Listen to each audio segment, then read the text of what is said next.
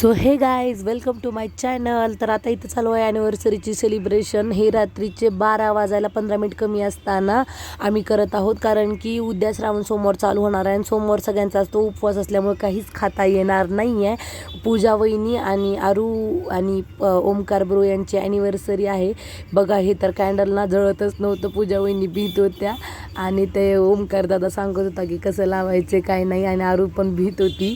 आणि रात्रीचे 12ला 15 मिनिट कमी आहेत आणि आम्हाला पटकन सेलिब्रेशन करून आम्हाला पार्टी कंप्लीट करायची होती. इथं फायनली लागलेलं आहे आणि आता आम्ही त्यांना विश करत आहोत की हॅपी ॲनिव्हर्सरी म्हणून. तर बघा आता नवीन ब्लॉग.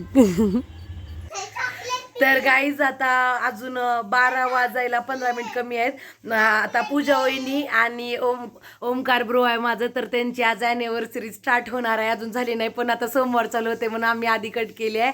आणि आरूचे डॅडी आणि मम्मीची आज ॲनिव्हर्सरी आहे. आणि तुम्ही बघू शकता तो काही इथं केक वगैरे कटिंग चालू आहे. हे बघा, आणि इथं आरू आहे, केक खायला लागले. आरू हाय करा. इथं बघा काही टकला बाळ कसं एन्जॉय करायला लागले केक. पाणीपुरी लवकर.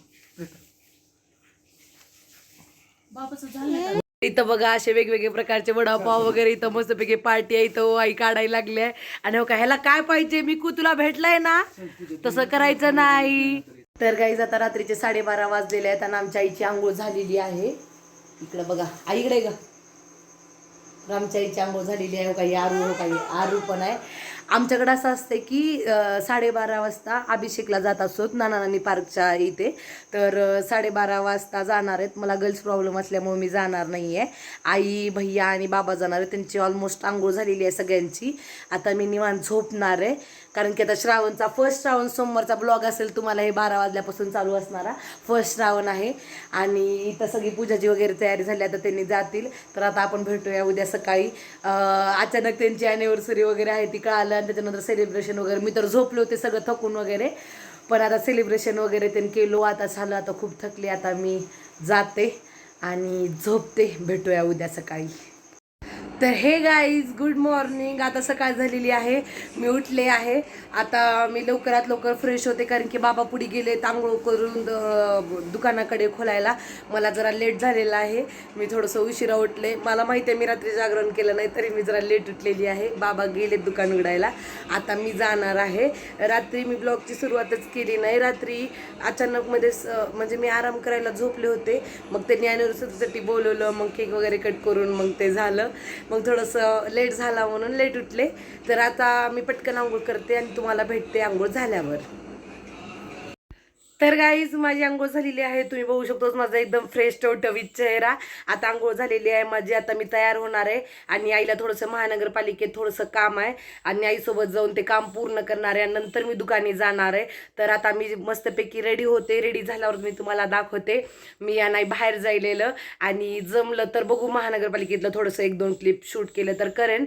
आणि आता आज फर्स्ट श्रावण आहे. तुमच्या सगळ्यांना हॅपी फर्स्ट श्रावण सोमवार. आणि सगळ्यांनाच विश्वास असेल की महादेव सगळ्यांच्या आयुष्यात सगळं चांगलं करतील, तुमच्या पण करतील आणि माझ्या पण. तर आता आपण जाऊया महानगरपालिकेमध्ये. आता मी रेडी होते आणि मग भेटू आपण रेडी झाल्यावर. तर गाईज का मी आणि आई तयार झालो. ताईनं बघा किती सुंदर साडी घातली आहे क्रीम कलरची, आणि मी आणि आई आता तयार झालेलो आहोत. तर आता आपण महानगरपालिकेत निघालो. चला जाऊया. मॅचिंग. आणि आता आम्ही निघालोत. आता मस्तपैकी महानगरपालिकेत काम करतो, त्याच्यानंतर येतो आणि भेटतो तुम्हाला. Bye bye. तर गाईज आम्ही फायनली पोहोचलेलो आहोत महानगरपालिकेमध्ये. इथं आई आमची चलत आहे आणि आम्ही आलेलो आहोत इथं महानगरपालिकेमध्ये आमचं काम पूर्ण करण्यासाठी. तर बघूया मध्ये जाऊन काम होते का परत एकदा चक्कर होते. आता मी मध्ये काही शूट घेतलं नाही, पण आम्ही वापस जायला लागलोत, कारण की आमची काम झालेलं नाही आहे. आम्हाला वापस एकदा चक्कर मारावी लागणार आहे. काय करावं गाईज, एका झटक्यात काम होईल असं कधीच होत नाही. तर गाईज आता मी घरी आले आणि माझा चेहरा खूप थकलाय, कारण की मला पोटात पेन व्हायले. लगेच तेवढंच काम आहे, तिला थकायचंच नसतं. मा के ताने, आमच्या आईचे ताने कधी संपू शकत नाहीत. सासऱ्याचं डायरेक्ट लावायचं, त्याच्या सगळ्या उताडाचा आहे. आई ब्लॉग चालू आहे असं बोलू नको. आमची आई असंच बोलते, चिडली आहे तिनं तसं जरा डोक्यात. तिनं बोलली की मी असंच थकते म्हणून. तर आता मी जाणार आहे दुकानी गाईज, थोडंसं पेटपूजा करते. उपवास आहे माझा. आम्ही म्हणजे जरा उपवास कडक करतो. आम्ही ते साबुदाणा वगैरे काही खात नाहीत. मी फक्त फ्रूट्स खाऊन जाणार आहे. दुकानी जाते आणि मी तुम्हाला आता दुकानी निघताना भेटते. आता मी बोलत नाही काहीच, माझ्यात कॅपॅसिटी नाही आहे. आई तुला काय म्हणायचं याच्यावर बोल. माझ्याबद्दल काय सांगायचं तुला गाईज? काय सांगायचं नाही. इतनी बड़ी बेइज्जती गाइज, क्या करूं मैं, बहुत बड़ी बेइज्जती है. तरी तर आमची काकू आली आहे का बघा. काकूला मी कामावरून बोलवल्यानं काही आमची वहिनी ह्यांची अॅनिव्हर्सरी आहे आज. सगळ्यांनी यांना हॅपी अॅनिव्हर्सरी म्हणून विश करा. आणि हो काय हो आई आमचे, तुम्हाला काय म्हणायचं हो आई? आमची आई म्हणली की मी माजलं म्हणून. तुमचं काय म्हणणं आहे या गोष्टीवरून सांगा. काहीच म्हणणं नाही. काहीच म्हणणं नाही आहे तुमचं.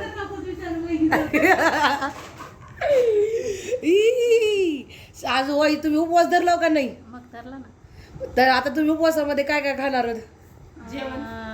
भाजी, चपाती, वरण भात, शिरा. एक टाइम जेवण करता आम्ही, आणि एक टाइम आम्ही जेवण करणार आहे, आणि एक टाइम फक्त फ्रुट्सवर जगतो आम्ही, आहे ना? नाही जमते, फराळ केलं तरी चालते. कोणाला खायचं ते खाते. आम्ही खात नाही, आम्ही जास्त कडक करतो, म्हणजे मी जास्त स्पेशली. तर चला मग आता भेटूया आपण नंतर. तर गाईज बघा, अरुण किती छान ड्रेस घातले आहे. आम्ही सगळेजण व्हिडिओमध्ये आलो, मग तिला राग आला. तिनं आंघोळ करून ड्रेस चेंज करून आले आणि मला मॅचिंग ड्रेस घातलंय. बघा गाईज, पप्पी द्यावं लागते, एक पप्पी द्यावं लागते व्हिडिओमध्ये. एवढी क्यूट मुलगी आहे बघा आमच्या ह्याच्यामध्ये घरात. क्यूट बाळ. तसं चढल्यावर त्याने म्हणतात बॅड गर्ल. आणि बघा हे आगाव बाळ. अरे उपवास आहे का तुझा आज? नाही का? बॅड गर्ल आहे ही ना गाईज, हिला बघू नका, जाऊ दे. पाय आता कधी करू? आणि बघा या टकल्या बाळाला. चला गाईज नंतर भेटू. तिनं खूप म्हणली होती म्हणून तिचा ब्लॉग बनवला. आणि तिनं गुलाबी छान सुंदर ड्रेस घातले. बघा हिचा ड्रेस. वाव, केस नीट करायला. बघा हे शानमारी बाळ कसं आत्यावर गेलंय. अरे बनकर सापडा. चला भेटू, बाय. तर गाईज बघा, उपवासाचं शिकरण खायला लागले. माझ्या आईने मला मस्त शिकरण बनवून दिलेलं आहे. ह्याच्यामध्ये केळी, दूध, मध आहे, थोडंसं शुगर आहे, आणि थोडंसं पेढा पण टाकले, आणि एकदम मस्त मी खाणार आहे. माझ्या आईला कोण असं हरवू शकत नाही कुकिंगमध्ये. माझी आई बेस्ट आहे. तर आता मी हे खाते आणि पटकन निघते दुकानी. तर गाईज तुम्ही तर बघू शकतो. आता मी तुम्हाला फेस रिव्हील करून म्हणजे टेस्ट दाखवणार आहे की कसं आहे. माझं एक्सप्रेशन तुम्ही बघू शकतो. एवढं जास्त टेस्टी होतं ना, एकदम मस्त. तर गाईज मी दिसायले का नाही मला माहिती नाही.